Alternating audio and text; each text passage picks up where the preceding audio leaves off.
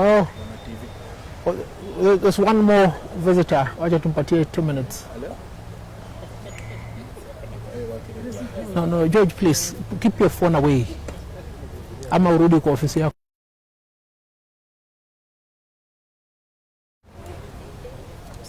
No, don't worry, Rostock. We're good. Where's Bernard? No. Sababu nasikia hapa hakuna 2/3 gender parity. Tutawafanyia tu.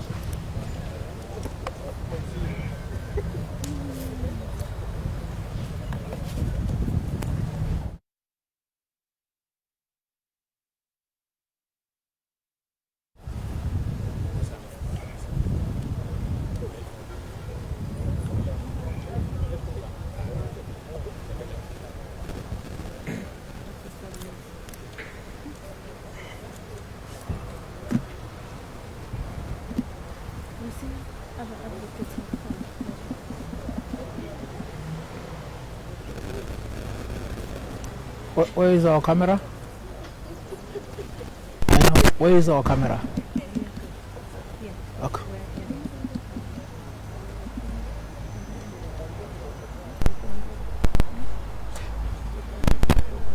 Good morning, Kenyans. We are here to deliver good news to Kenyans and to deliver bad news to the leaders of Kenya, because this is an exercise that we must undertake for Kenya to grow and flourish as a constitutional democracy. With me here is the advisory given by the Chief Justice of the Republic of Kenya, Honorable Justice David Kenani Maraga, to the President of the Republic of Kenya, His Excellency Uhuru Kenyatta, to dissolve Parliament.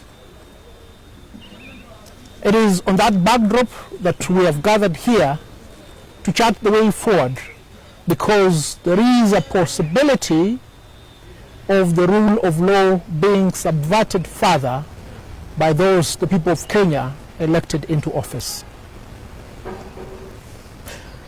This is our statement. It reads, Parliament is unlawful and shall not conduct business beyond the 12th of October 2020.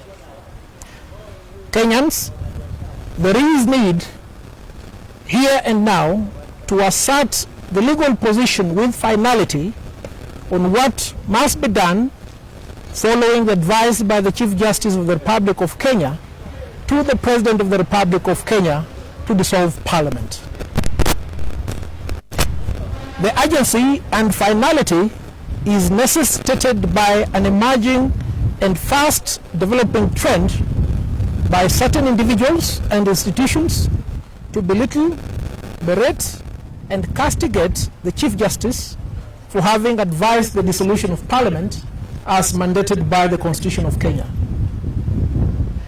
Key amongst the individuals propagating the false, erroneous narrative is the Speaker of the National Assembly, Honorable Justin Muturi, who unfortunately is an advocate and ought to have handled the matter with wisdom and leadership. Muturi is on record stating falsely and deceitfully that the advisory given by the Chief Justice is unconstitutional and premature.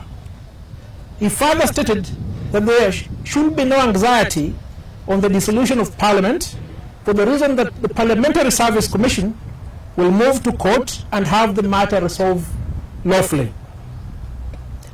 This statement by Muturi, which is self-assured, may be interpreted to mean that the Chief Justice acted unlawfully, and further, that those on whose behalf Muturi speaks have secured a judge who is prepared to overlook the express provision of Article 2, Sub-Article 3 on the supremacy of the Constitution.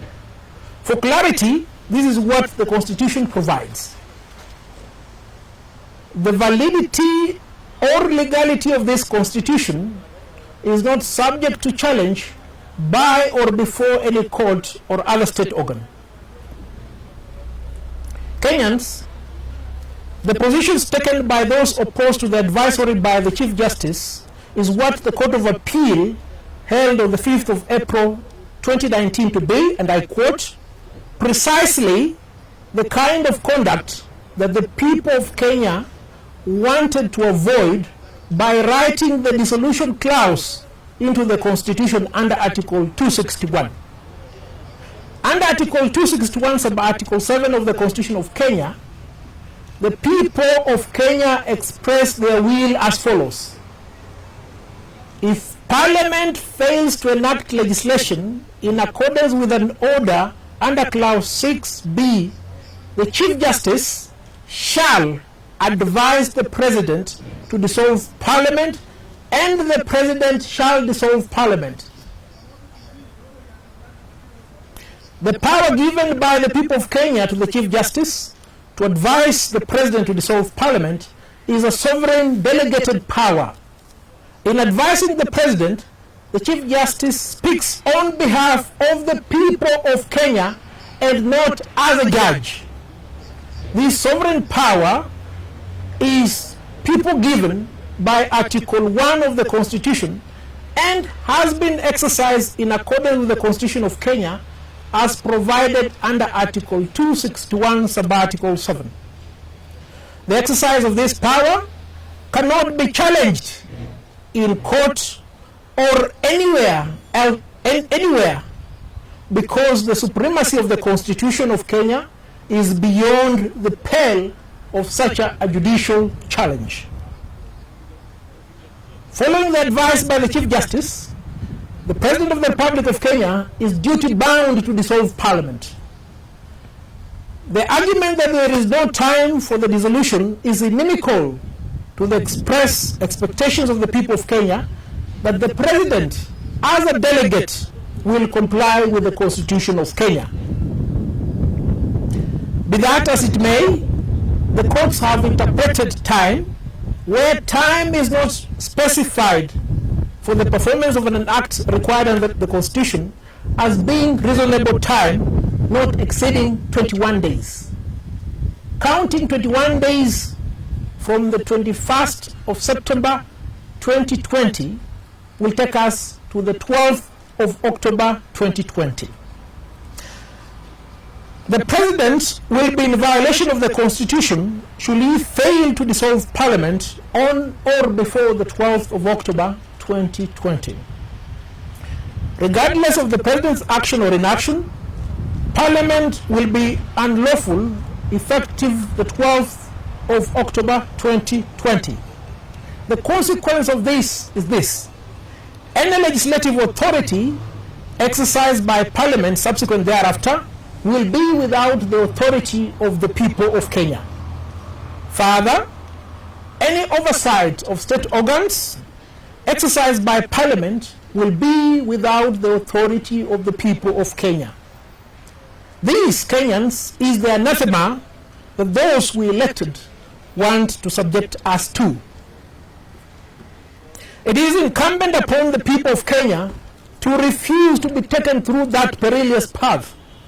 It is therefore expected of any judge before whom the challenge on the advisory by the Chief Justice has or will be made to uphold the Constitution, no matter what pressure may be put to bear on him or her by the self-assured individuals behind any such ill-advised litigation. And we must emphasize this: any judge before whom this petition is brought must ensure that he or she upholds the Constitution. In an attempt to mislead the people of Kenya, the individuals responsible for this violation of the Constitution have made several misrepresentations. First, they have falsely claimed that there is a lacuna on how the by-election is to be conducted and the term of the new parliament subsequent to dissolution. Secondly, they have misled the people of Kenya to think that the term of the President of the Republic of Kenya, and this is important, governors and members of county assemblies, is affected by the dissolution, thereby bringing the entire business operations to a halt. It is therefore important to allay these unfounded fears by telling you, the people of Kenya, the truth. And this is the truth. There is no lacuna in the Constitution on whenever there is an individual or collective vacancy in Parliament. In this particular case, as is in any other where there is a vacancy in Parliament, a by-election is to be held within 90 days of dissolution of Parliament, as provided for under Article 101 sub-Article 4, paragraph B of the Constitution of Kenya. The members of Parliament elected in the by-election shall serve until the next general election, being August 2022. The dissolution of Parliament, Kenyans, does not end the term of the President, the term of the governors, and members of the county assemblies. Parliament is simply that, Parliament, constituted by the National Assembly and the Senate. These Kenyans, you must understand, you should not be beguiled by those who want to lie to Kenyans that there is a constitutional crisis. There is a problem, but there is no constitutional crisis. The business of government will not come to a halt.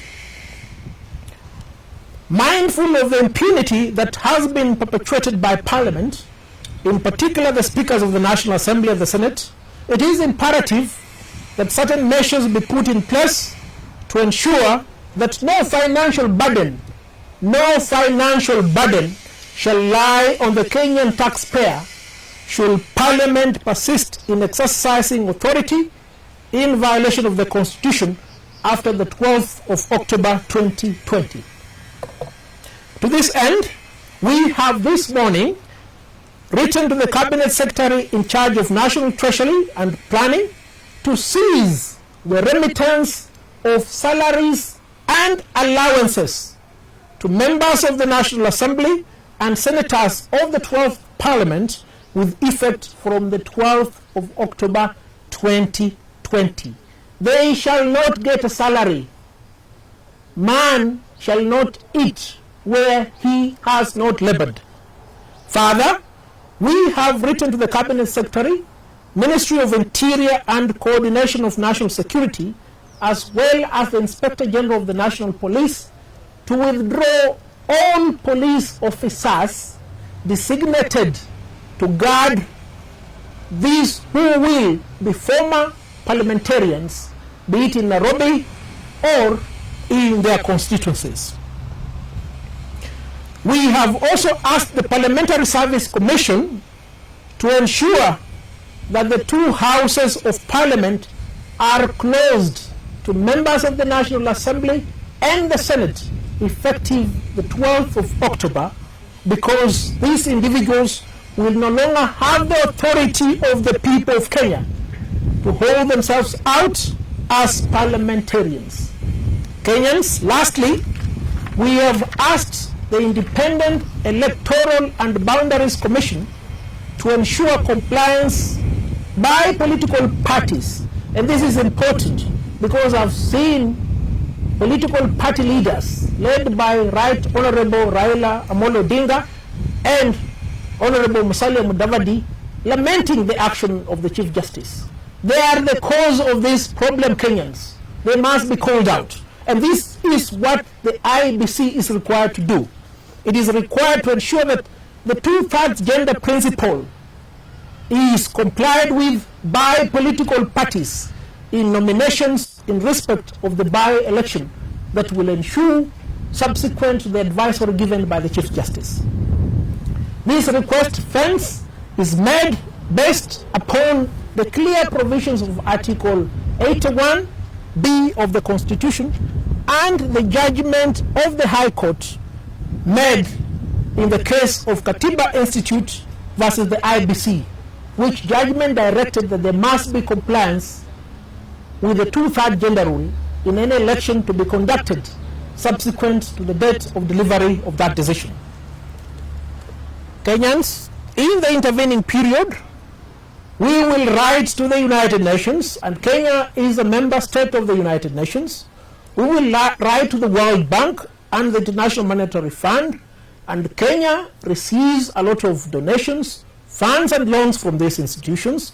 We will write to the European Union, we will write to the African Union, the East African Community, other international and regional agencies, and Kenyan's development partners, not to transact business with the government of the Republic of Kenya, where such a business requires parliamentary approval and oversight. This is a grave matter, but it must be undertaken here and now for there to be adherence to the rule of law and constitutionalism. Cognizance of the continued disregard of the Constitution of Kenya and the rule of law by elected and appointed leaders in this country, and in exercise of the sovereignty of the people of Kenya, given under Article 1 sub Article 2 of the Constitution of Kenya, which empowers you, the people of Kenya, to exercise sovereign power directly, the Law Society of Kenya shall lead the people of Kenya to occupy Parliament effective 12th of October 2020. Until a by-election is held, should the people's elected representatives in the 12th Parliament persist in impunity. Kenyans, this is the course that we must take here and now, because if we don't do that, our generation will be held accountable for the grave violations of the Constitution by our delegates. Thank you.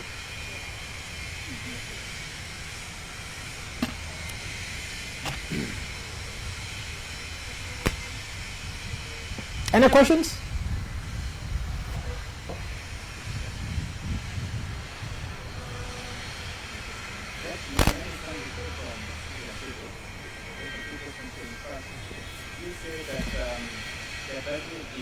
Sam, move a little bit closer. Because of the budget, the Chief Justice cannot be challenged in court, but then the Kenyan has the right to go to court for interpretation, any decision that may be affecting them or the state. So how do you reconcile that? And then secondly, we are saying that IBC should go ahead and conduct by-elections after the resolution, but you are aware that the current regime of Somalia for the start remains very increased. We say it's impossible because following the house that as we look at the estimates and appropriate money for such an exercise. Thank you, Sam. You've raised two fundamental questions. One, whether it is improper for us to assert that the decision of the Chief Justice cannot be challenged in a court of law, for the reason that every Kenyan is entitled to approach courts of law for reprieve.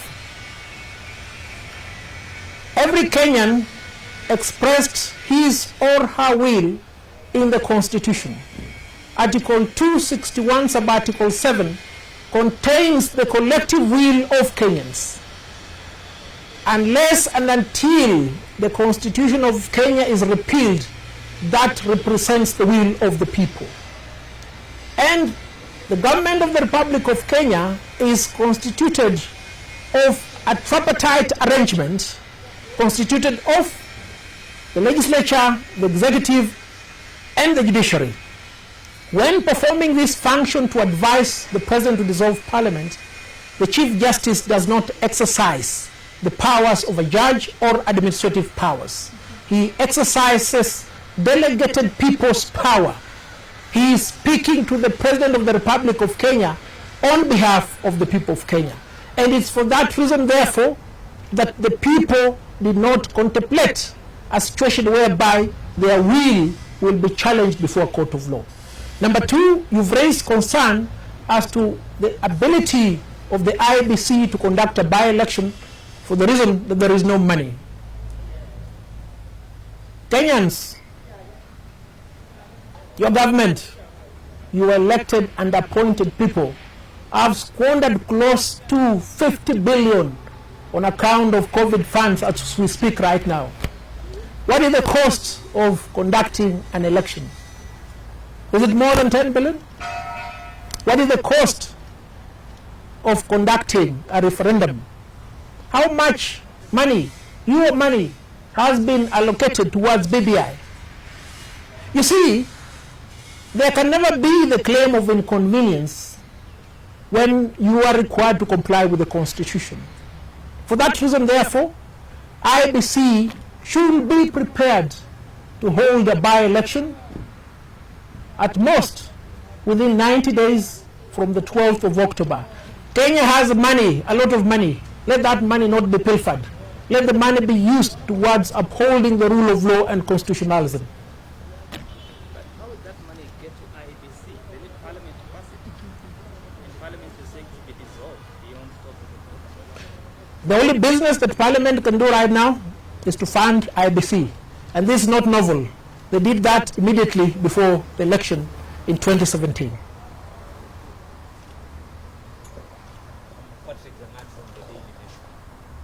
Parliament has made two arguments to really oppose the advisory. One of them is that the court order given by Justice Uhuru Kenyatta in 2017 was not served on them. Article 261(6) they say requires that there is evidence that that order was served on them to the Speaker of the National Assembly, the Speaker. The second question related to that is they argue that order in 2017 relates to the level of Parliament. How do you reconcile these two things, given that this is the court? Good. Lagat, from the Daily Nation, there is a principle in law that there must be an end to litigation. Parliamentarians are the lawmakers. They are the ones who made this law. There were two cases that preceded the decision by the Chief Justice. The first case was decided by Honorable Lady Justice Mombi Ngugi, in which the National Assembly and the Senate, as well as the Attorney General, were parties. The second case was decided by Honorable Justice Mativo, again in which those three individuals were parties. The order was transmitted to them when it was delivered. How else would they have wanted the order to be transmitted to them? By registered mail? But more importantly, the Chief Justice, upon receiving a petition from Margaret Toyle and David Sudi, did write to the speakers of the National Assembly and the Senate and asked them to explain what steps have been taken before he could act. The two speakers responded, and in fact they sought more time. They therefore have knowledge of the making of this order. I seem to have forgotten your last question. Could you repeat it? The 11th Parliament. The argument that the order Okay. is not 11th Parliament. Good. Parliament is parliament, just as government is government. We cannot say that we'll disregard all contracts that were entered into by the government under the leadership of President Mwai Kibaki, now that we have the leadership of President Uhuru Kenyatta. Parliament succeeds in perpetuity. Parliament has failed to comply. It is this parliament that is liable to be dissolved. That argument is unsustainable. In fact, the argument was raised before the Court of Appeal and it was dismissed by the Court of Appeal. This matter has reached its finality. Come a little bit closer. What would be the fate of the institution after the Parliament? As we speak right now, Parliament is unconstitutional, but Parliament is yet to be dissolved. There is a time frame within which Parliament must be dissolved. That is 21 days from the 21st of September 2020. The 21 days lapse on the 12th of October 2020. Effective 12th October 2020, any laws that will be made by the National Assembly and the Senate will be null and void ab initio, because they will not have the propulsion, the sanction and support of the sovereign, the people of Kenya.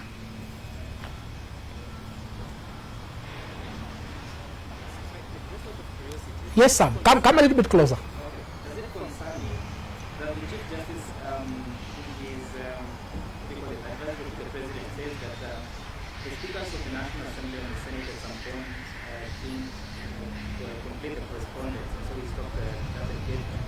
And also the Attorney General never agreed on the status of suing the paper agenda rule, yet the parliamentarians have been saying that there is a special interest bill before the Senate as well as constitutional amendment bill.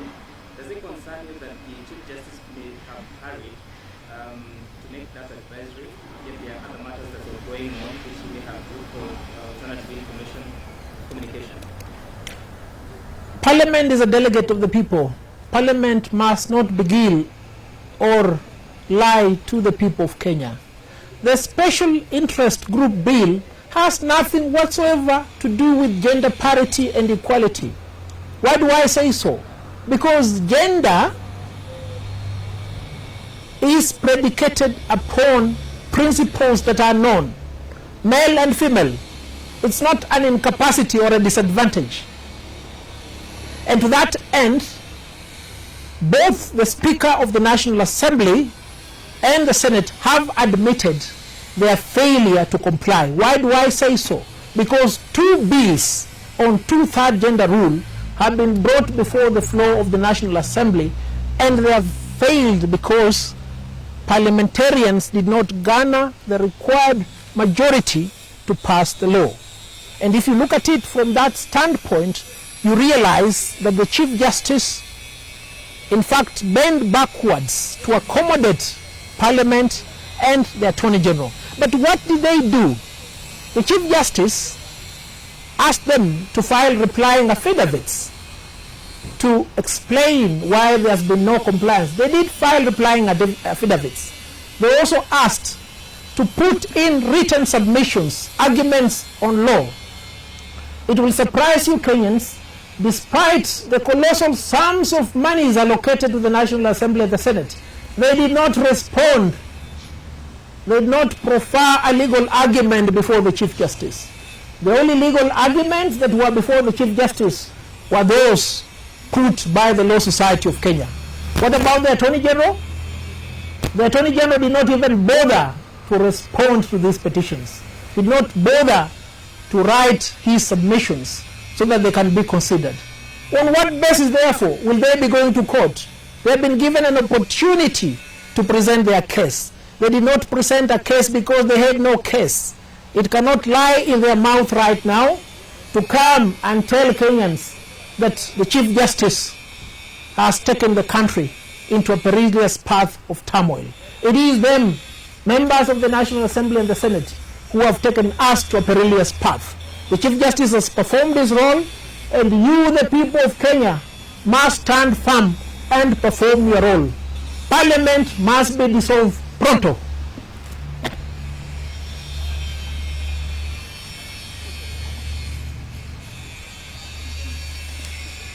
Thank you, Kenyans. Perform your duty.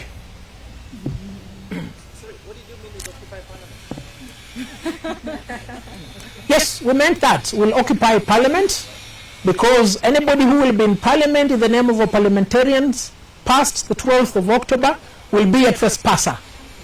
He or she will not have the authority of the people of Kenya to legislate. We'll go there in accordance with the power given to us by the Constitution to exercise power directly and occupy Parliament until such a time as a by-election will have been held. We will not do what our friends in Burkina Faso did by setting ablaze Parliament, because we want these people out to put in better people in Parliament. No, we will not sit on the seats of Parliament. We will close Parliament to the trespassers. We will maintain vigil so that our property is not occupied by trespassers. Sam, are you satisfied? I've run out of breath. The occupation. Oh, one more thing. The Law Society will conduct a national-wide campaign to be spearheaded by the branches to sensitize the people of Kenya on the need to do this. It must be done, Kenyans. May I therefore call upon the branch chairs to be prepared to undertake this noble task of asserting the will of the people of Kenya. Thank you.